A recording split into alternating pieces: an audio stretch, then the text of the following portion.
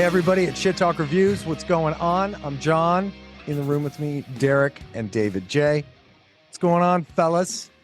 John, good to be here. Derek? It is good to be here. Yeah, it's been a weekend of beer and sun and sending our some good vibes to our friend that has the lovely C word, cancer. So we did that this weekend. And but yeah, it's been an awesome weekend. A little punk hardcore flavor to it. Let's get into it. Yeah, let's get into it. Who are we talking about this week? We are talking about Death Lens, and the album is called Cold War. Cold World. Too much Got beer. Slayer on the brain. I do. They're on Epitaph Records, which is a label that's founded in Los Angeles by Bad Religion guitarist Brett Gurewitz. Band is made up of Brian Torres on vocals, Matt Silva guitar, Jan Reyes guitar and backing vocals, and then Ed Contreras on bass and Tony Rangel on drums.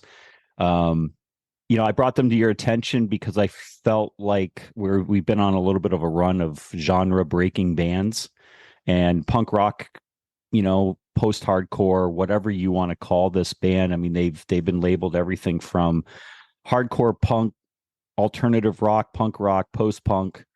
The sing-along choruses, the synth, and some of the choices of tonality of their guitars make this band something that could fill up arenas. And I felt like it was too good to not bring to the table and get your take on it. Yeah, I was completely unaware of this band prior to this record. And they've got kind of a familiar vibe in that they're not, like you said, they're not breaking genres, it's kind of an pseudo-established format, punk, hardcore, post, whatever, name your genre. It tends to be a little more straightforward, and they don't stray outside of the guardrails too much. It's a good record. It's clean. It's fun. Like it's a really fun listen. And you're right. It could fill up big stadiums, big venues, because I don't want to say it's all like happy, joy kind of music, because it isn't. There's emotion on this record, but it's accessible. You know what I mean? It's very comfortable to listen to. Dave, what'd you think? Yeah, I had mixed feelings about the record. Honestly, it's just something that I've kind of heard before, maybe just in a different way. Mm-hmm. Right away, I thought of Face to Face, one of my favorite bands. I heard Drain in this. I heard Ramones. I heard a little bit of the Beastie Boys. So for me, it had a little bit of everything. I think what John kind of said it right. They kind of they don't stray outside the rails maybe a little bit. And I don't know. To me, it just felt like I've heard this before. It was good though. It was not a bad listen to me. Every song was catchy. I liked some of the guitar riffs. Just something I've heard before, just in a different fashion, So I'll challenge you on that. I would recommend that you go and listen to some of the lead guitar work on that. It screams Dave Kooning from The Killers, which The Killers have a big sound and they fill arenas worldwide. I thought that the choice to take your lead guitars and move away from classic punk, hardcore, post-hardcore sounds into something that's much more accessible, a bigger sound, was interesting. And then the synth is so much brings so much to the table for this band that it really hasn't been done before. If you had left this as is, I would say it's somewhere between Social Distortion. There's a little Face to Face in there. There's some Drug Church in there. But I really felt like they sat down with Brett Romness. I hope I said his name correctly, the producer, and tried to do something different. And I thought that they hit an absolute home run because I'm bored with, hardcore. I'm bored with punk a lot too. And this was a different spin. It was like a screwball when you're expecting a fastball and a changeup. And I thought that they hit a home run with this. And again, beauty's in the eye of the beholder. And I think when you're looking for something that is different, when it hits a mark, it hits a mark. And for me, it did. It evoked a lot of like the early 80s punk bands for me. It was exactly what you guys are saying, like TSOL and Minor Threat and Agent Orange. And I like that. Not to say that I don't think there was any copying going on here, but within this general genre of music, like I said, they tend to stick within, stay in the lane. And that's what you were saying, Derek, I think works for this record is they stepped out a lot on the production. And they did some really cool stuff. First off, it's the mix, I think, is great. It's super clean, it's punchy, it's well balanced. So kudos on the mix. And the production in terms of they did I can't remember the song, Memory Hotline. The vocal production on that song is fantastic. There's like 4 or 5 different vocal layers going on there. They're all a little different.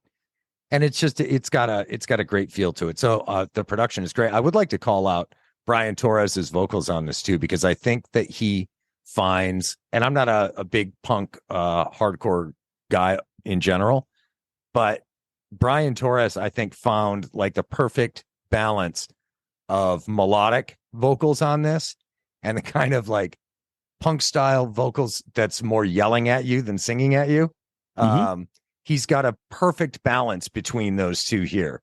And they did a great job with the vocals on this. So props to Brian and whoever made the production decisions on the vocals, because I think they're great. John, it's funny you say that, because some of these songs I kind of felt like I heard Keith Bennett from Death Ray. Yeah. Like I really did. Like the first song, Fucked Up, was a badass song. I loved the intro, but it had like almost like a Casket Rat feeling to it with Bennett.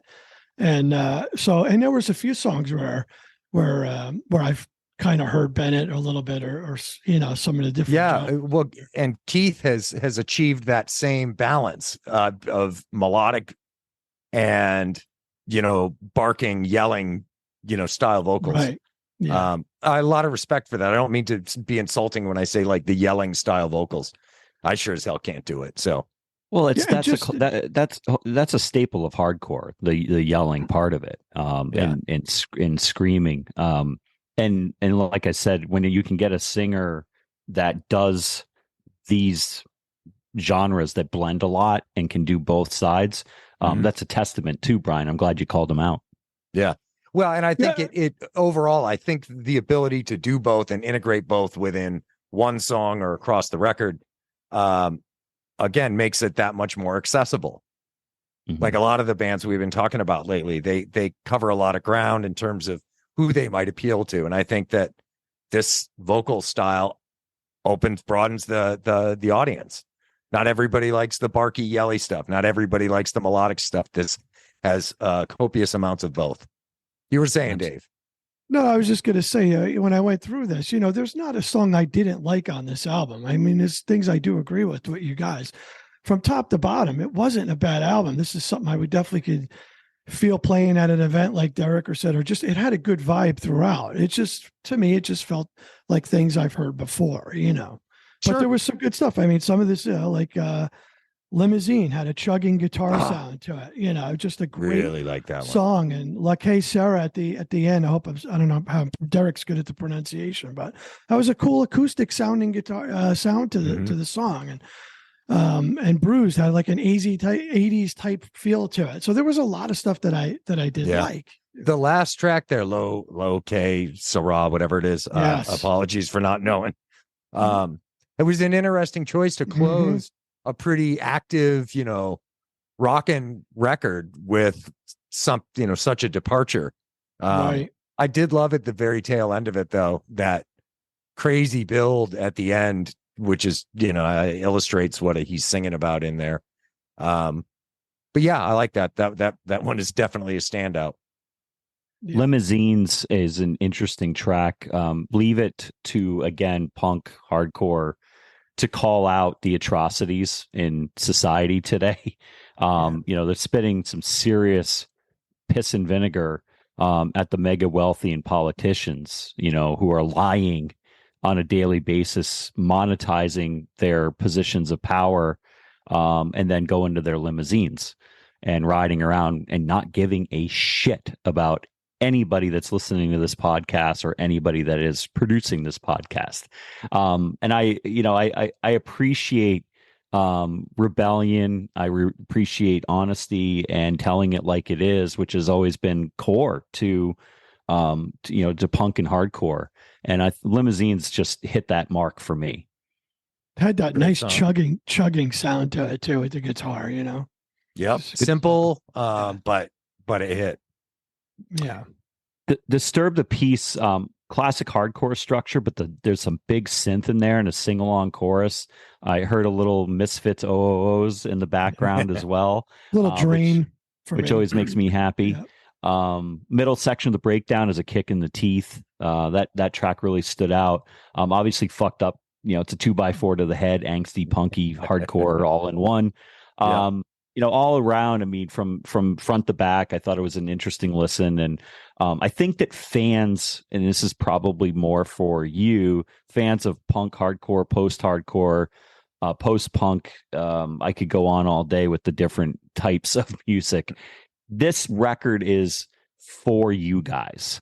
It is just an ever so slight innovation and a risk, because you guys could also say no, I don't like it, and I want my classic sounds. But I like the risk that they took as a band and as in production, and I hope it works out well for them, and we'll see if they can pull it off live, because these songs have a big sound, and they deserve to actually be played in bigger rooms.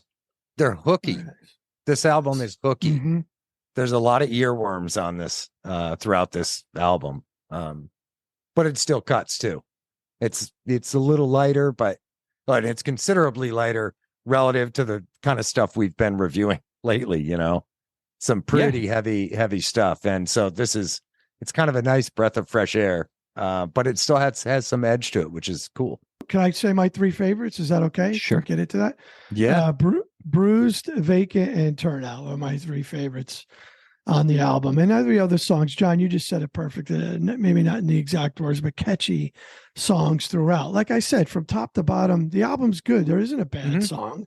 Well, and it's got a cool vibe to it. Yeah, Dave, I think you're talking about the difference between, a subjective review of the album and an objective review, Right. Whether or not it's objectively good. Is it recorded well? Are the performances clean? Yes. Is the production good and not overdone, not underdone? I thought all of that how was much. Yeah. Exactly. Yeah. So, but then there's always the question is, it may be a well done record, but if it's not the stuff you're into, it's not the stuff you're into. Mm-hmm. Right. So props for still being subjective about it as well. As the mix and the production was awesome. His vocals were Great. so clear throughout too. So you can hear everything so crisp. It sounded really crisp on that side for sure. Yeah. My standouts, Limousine for sure. Low K, Sarah, again, sorry. I hope we're not killing the pronunciation too bad. And Disturb the Peace. I love the mix on the guitar work there. There's like lead lines throughout almost that entire song, and they're prevalent in there, but they're not overwhelming or distracting. They're kind of pushed back in the mix, but again, very clean and clear and balanced. They did a great job with it. So yeah, those are mine. Yours, D? Yeah, Fucked Up, Disturbing the Peace, Turnout, Limousines, and Nothing Forever. I was surprised that Dave didn't pick that, because I heard a lot of Face to Face meets The Killers in there, which I thought was a cool take and a cool combination. Raw track too, very cool. And I love Cold War. I think it's a big epic song, anthemic, yes, track that could be universally accepted on radio, radio rock stations. I could see hardcore kids accepting it, and I could see punk kids accepting it. Just really thought that was a unifier track. Should we go ahead and put some numbers on it? Let's shoot. What do you got, Dave? First. Okay. So, like I said, guys, to me, sound wise, very awesome. I mean, the vocals were clear, everything about it. The mix, the production was very good. Just, for me, it's something I've heard before. We went into it before, but for me, it's a 7.5. I could have went an 8. So anywhere between a 7.5 and an 8. All right. I give it an 8.25. I think it's really well done. I enjoy it. It's fun to listen to. props to all the performances. And again, the production side of it, I think, is really clean. They're a good band. Yeah. 8.25 here. I really think that the innovation and the risks that they took was they hit the mark. And I want to see them live. I want to see these songs played live and see how that comes out. I haven't looked. I know you're going to ask if they're on the road. They are on the road. Oh, you got I it. saw, Okay, yeah. good. Yep.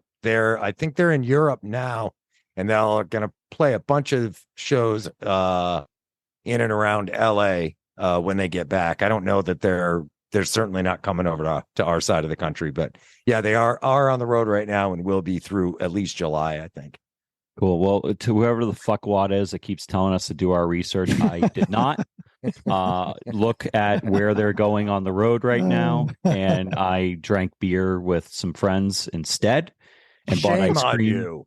Bought ice cream for our friend who is not doing well, and you can lick my sack, whoever you are. Somehow that guy gets airtime every time with Derek. Somehow every show he gets airtime. Oh, I love trolls, man, and that's what they are. They're like little green boogers that just show up every now and then.